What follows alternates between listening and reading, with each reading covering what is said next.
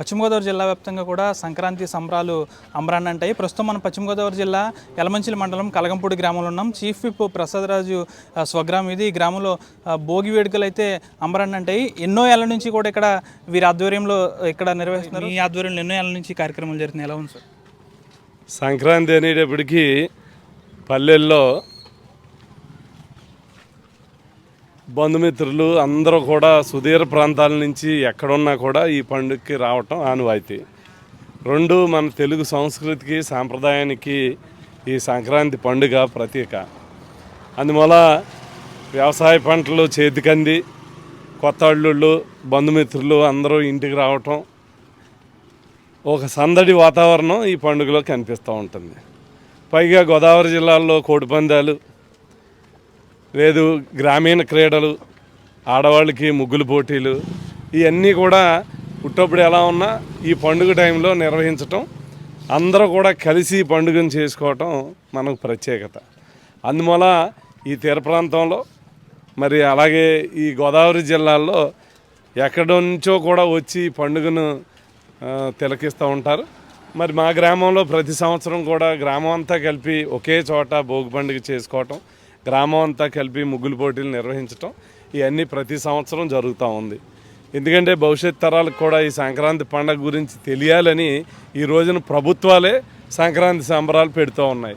ఎందుకు అని అంటే అది మన సంస్కృతి తెలుసుకోవాలని, చిన్నపిల్లలకు తెలియాలని. కుటుంబ వ్యవస్థ ఎలా ఉంది, వారి రిలేషన్షిప్ ఎలా ఉంది, ఇవన్నీ నేర్పించవలసినటువంటి అవసరం ఏర్పడుతూ ఉంది. అందువల్ల ఉట్టప్పుడు రారు కనుక ఈ సంక్రాంతి టైంలో అందరూ వస్తారు కనుక బంధువులు ఎవరెవరు, వారి రిలేషన్ ఏంటి, మన సంస్కృతి ఏంటి, పాడి పంటలు ఏంటి, ఎందుకు ఈ పండుగ చేస్తాము, ఇవన్నీ కూడా మనం ఎప్పుడు చాలామంది ఇప్పుడు కొత్త తరం వరకు తెలియదు. అందువల్ల ఈ రోజున ఈ సంక్రాంతి గురించి అందరూ తెలుసుకోవాల్సినటువంటి అవసరం ఉంది.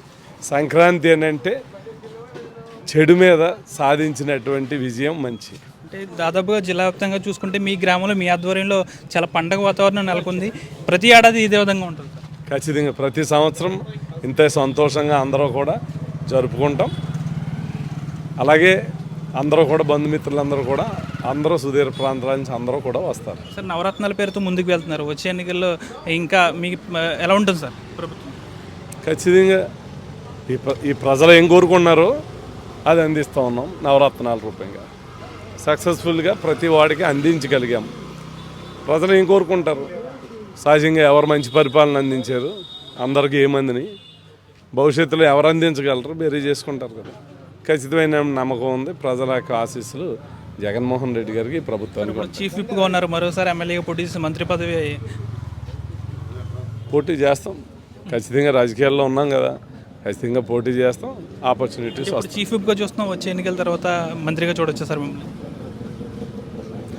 అంటే జనరల్గా రాజకీయాల్లో శాసనసభ్యునిగా పోటీ చేయాలనుకుంటాం, తర్వాత మంత్రి అవ్వాలని, తర్వాత ఇంకోటి పదవి కావాలనుకుంటాం, ఆశపడుతుంటాం. కానీ ఆపర్చునిటీస్ కదా, ఖచ్చితంగా ఫ్యూచర్ ఉంటుందని ఆశపడతాం. ఏదేమైనప్పుడు కూడా చీఫ్ విప్ ప్రసాదరాజు ఆధ్వర్యంలో గ్రామంలో పూర్తిగా కూడా సంక్రాంతి సంబరాలు అయితే అంబరాన్నంటాయి. వచ్చే ఎన్నికల్లో తప్పనిసరిగా నేను పోటీ చేస్తాను.